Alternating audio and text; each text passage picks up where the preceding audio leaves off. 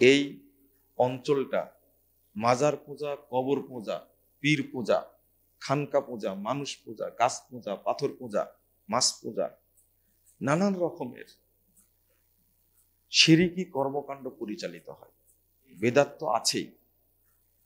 তো এই অন্ধ মানুষদের সামনে আল্লাহর পক্ষ থেকে প্রেরিত যে শরীয়ত বিধান, সেইটা পৌঁছানো যায় কিভাবে, সেই উদ্দেশ্যেই জামিয়া দারুত তাওহীদের প্রতিষ্ঠা। একদিন সফল হবে ইনশাআল্লাহ, ইনশাআল্লাহ। আল্লাহ রাব্বুল আলামিন বলছেন, ইয়া আইয়ুহার রাসূল বাল্লিগ মা উনজিলা ইলাইকা মির রাব্বিক। সূরা মায়েদা 67 নম্বর আয়াতে আল্লাহ বলছেন, হে রাসূল আপনি তাবলীগ করুন, মা উনজিলা যা নাজিল হয়েছে, নাজিল করা হয়েছে, ইলাইকা আপনার প্রতি, মির রাব্বিক আপনার প্রভুর পক্ষ থেকে, সেইটা পৌঁছে দেন। আমি আয়াতটার অনুবাদ আবার করছি, আপনারা শোনেন। আল্লাহ বলছেন, হে রাসূল বাল্লিগ আপনি পৌঁছে দিন, আপনি তাবলীগ করুন। কিসের? মা উনজিলা যা নাজিল করা হয়েছে, ইলাইকা আপনার প্রতি, মির রাব্বিক আপনার রবের পক্ষ থেকে, সেইটা পৌঁছে দিন। তো যখন আমি বলবো যে কুল হু আল্লাহু আহাদ, আল্লাহ বলেছেন আল্লাহ এক, এই কথাটা যখন আমি বলবো তখন এই কথার কোনো দাম নাই আপনাদের কাছে।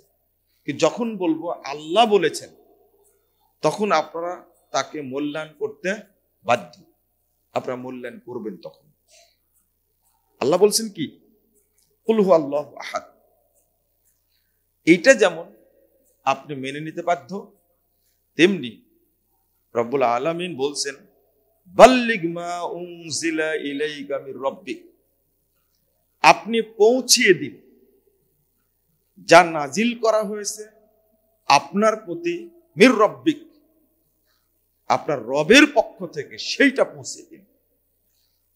তো দাওয়াত পৌঁছা দিতে হলে প্রথম শর্ত হলো ওইটা আল্লাহ নাজিল করেছেন কিনা, এবং ওইটা রাসূল সাল্লাল্লাহু আলাইহি ওয়াসাল্লাম আমাদের কাছে বলেছেন কিনা, দলিল আছে কিনা।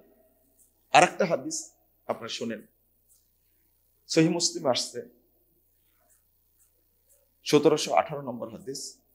রাসূল সাল্লাল্লাহু আলাইহি ওয়াসাল্লাম বলেছেন, মান আমিলা আমালান লাইসা আলাইহি আমরুনা ফাহুয়া রাদ।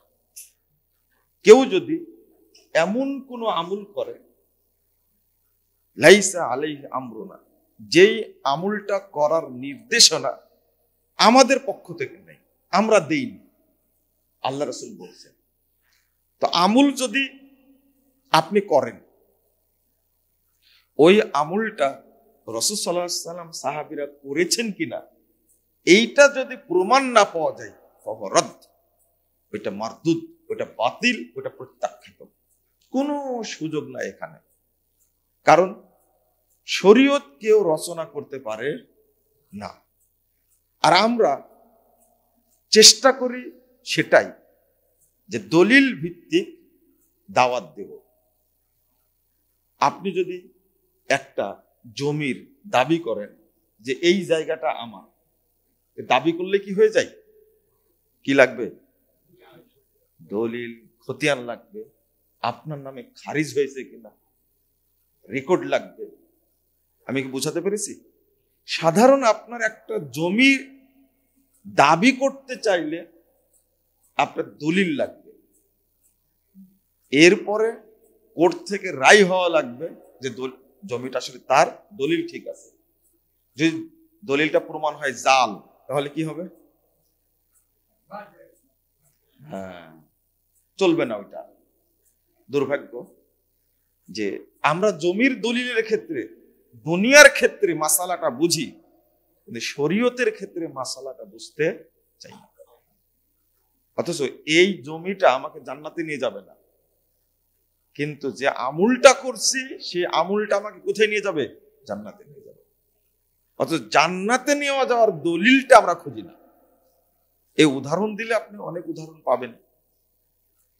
আমরা এই দাওয়াতি কাজটা কখন থেকে করি? এই দাওয়াতি কাজ পরিচালিত হচ্ছে মুহাম্মদ রাসূলুল্লাহ সাল্লাল্লাহু আলাইহি ওয়াসাল্লামের যুগ থেকে এখন পর্যন্ত চলছে। এটা কিয়ামত পর্যন্ত থাকবে ইনশাআল্লাহ। ইনশাআল্লাহ কিয়ামত পর্যন্ত থাকবে। এটার উপরে আমি সংক্ষিপ্ত কথা বলবো ইনশাআল্লাহ। যদি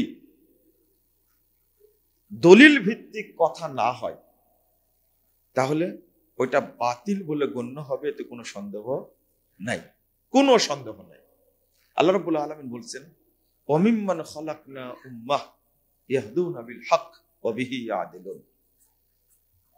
আল্লাহ যত জাতিকে সৃষ্টি করেছেন, যত কাফেলাকে সৃষ্টি করেছেন, তার মধ্যে একটি মাত্র কাফেলা আছে ইয়াহদুনা বিল হক। আল্লাহ বলেছেন তারা হক পথে পরিচালিত হয়, ওয়া বিহি ইয়াদিলুন, এবং আল্লাহর পক্ষ থেকে যে হকটা এসেছে সেই হকটা প্রতিষ্ঠা করার প্রচেষ্টা চালায়। সবাই করবে না, এটা এক শ্রেণীর মানুষ এটা করবে, এটা আল্লাহ বলে দিয়েছেন সূরা আরাফ 181 নম্বর আয়াত। যদি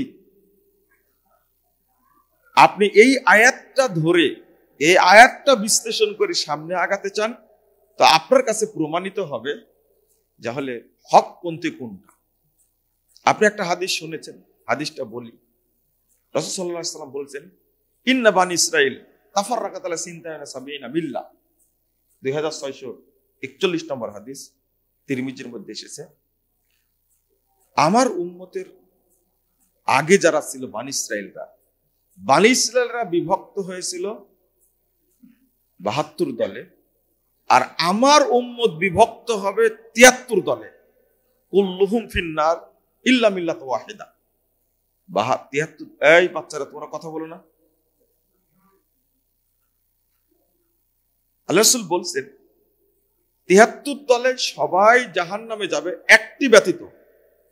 তো সাহাবীরা প্রশ্ন করলেন, মানে হে ইয়া রাসূলুল্লাহ, আল্লাহ রাসূল সাল্লাল্লাহু আলাইহি সাল্লাম, যারা জান্নাতে যাবে তারা কারা? দেখেন রাসূল সাল্লাল্লাহু আলাইহি সাল্লাম উত্তর দিচ্ছেন, মা আনা আলাইহি ওয়া আসহাবি।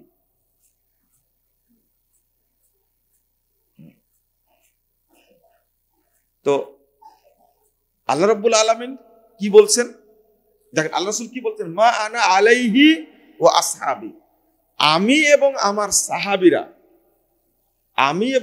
সাহাবীরা যে নীতির উপরে আছি, যে মানহাজের উপরে আছি, এই মানহাজের উপরে যারা থাকবে তারাই জান্নাতে যাবে। আলহামদুলিল্লাহ। জান্নাতে যেতে হলে দেখতে হবে আল্লাহ রাসূল এবং সাহাবায়ে কেরাম কি পালন করেছেন, কি করেছেন, তার উপরে প্রতিষ্ঠিত থাকলে আপনার জন্য জান্নাত, তাছাড়া জান্নাত হবে না। আরেকটা আয়াত এখানে বলি। আল্লাহ রাব্বুল আলামিন বলেছেন সূরা বাকারা 137 নম্বর আয়াত। আল্লাহ বলেছেন, ফাইন আমানু বিমিসলি মা আমানতুম বিহি ফাকাদ ইহতাদাও। এটা আল্লাহর কথা, আমার কথা না। আল্লাহ বলছেন যে আল্লাহ রাসূল সাহাবীরা যেভাবে ঈমান এনেছে, যেভাবে শরীয়ত মেনে চলছে, যেভাবে তারা শরীয়ত বুঝেছে, ওইভাবে যদি অন্যরাও বুঝে ফাকাদ ইহতাদাও, তাহলে তারাও হেদায়েত পাবে। প্রথম কথা হলো আল্লাহ বলছেন যে সাহাবায়ে কেরাম যেভাবে বুঝেছেন শরীয়ত, যেভাবে তারা মেনে চলেছেন, যেভাবে শরীয়তের প্রতি ঈমান এনেছেন, ঠিক ওইভাবে যদি কেউ ফলো করে, ওইভাবে যদি কেউ অনুসরণ করে, ফাকাদ ইহতাদাও, তাহলে তারাও হেদায়েত পাবে। হেদায়েত পাওয়ার শর্ত হলো আল্লাহ রাসূল এবং সাহাবায়ে কেরাম কি করেছেন সেইটা প্রমাণিত হওয়া আগে। এরপর আল্লাহ বলছেন, ওয়াইন তাওয়াল্লাউ ফাইন্নামা হুম ফি শিকাক। আর তারা যদি এইটাকে প্রত্যাখ্যান করে, না আমরা নিজেদের মতো চলবো, সাহাবীরা কি করেছেন, আল্লাহ রাসূল কি করেছেন সে দেখার দরকার নাই, আমরা আমাদের মতো বুঝবো, আমরা আমাদের মতো চলবো। আল্লাহ রাব্বুল আলামিন বলছেন ফাইন্নাহুম ফি শিকাক, তারা ওই বিভক্তির মধ্যেই থাকবে, ওই ভ্রান্তির মধ্যেই থাকবে, গুমরাহির মধ্যেই থাকবে। দুর্ভাগ্য যে আমরা এইগুলো না বুঝার কারণে রাসূল সাল্লাল্লাহু আলাইহি ওয়াসাল্লাম কি করেছেন, সাহাবায়ে কেরাম কি করেছেন, সেইটা কখনো আমরা চিন্তা করি না, যাচাই বাছাইয়ের প্রয়োজন মনে করি না, যার কারণে আমাদের এই দশা। আল্লাহ রাসূল সাল্লাল্লাহু আলাইহি ওয়াসাল্লাম বলছেন, 1920 নম্বর হাদিস সহিহ মুসলিম এসেছে, লা তাযালু তায়িফাতু মিন উম্মতি যাহিরিন আলাল হক লা ইয়াদুররুহুম মান খাযালাহুম হাত্তা ইয়াতি আমরুল্লাহ ওয়া হুম কাযালিক। আল্লাহ রাসূল সাল্লাল্লাহু আলাইহি ওয়াসাল্লাম বলছেন এই আয়াতের আলোকে যে সর্বদা আমার উম্মতের মধ্যে এক শ্রেণীর লোক থাকবে, এক শ্রেণীর লোক থাকবে যাহিরিন আলাল হক, যারা হকের উপরে প্রতিষ্ঠিত থাকবে, এক শ্রেণীর লোক। এটা সহিহ বুখারীতে আসছে হাদিসটা, সামনে কথা বললে তো হবে না।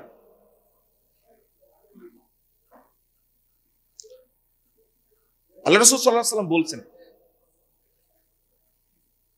যে লা তাযালু তায়িফাতুম মিন উম্মতি যাহিরিন আলাল হক, একটা শ্রেণী মাত্র যারা হকের উপরে প্রতিষ্ঠিত থাকবে,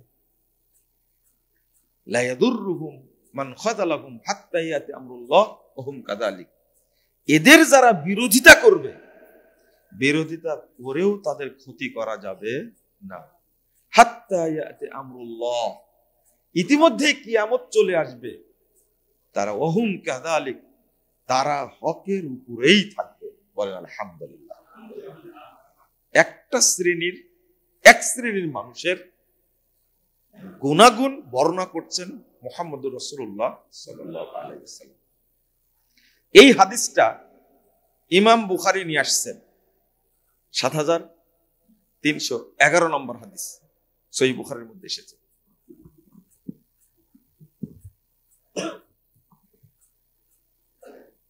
সাত 7311 নম্বর হাদিসে এই হাদিসটা নিয়ে আসছেন ইমাম বুখারী রাহিমাহুল্লাহ। নিয়ে আসার পর ইমাম বুখারী নিজে বলছেন খলকু আফআলিল ইবাদ, এই বইটার মধ্যে বলছেন হুম আসহাবুল হাদিস, যারা দুনিয়াতে আহলুল হাদিস তারাই এই শ্রেণীটা। কথাটা আমার না, ইমাম বুখারী এই জায়গায় সহিহ বুখারীর মধ্যে বলছেন ওয়াহুম আহলুল ইলম, যারা ইলমের শরীয়তের অনুসরণ করে তাদেরকে বোঝানো হয়েছে।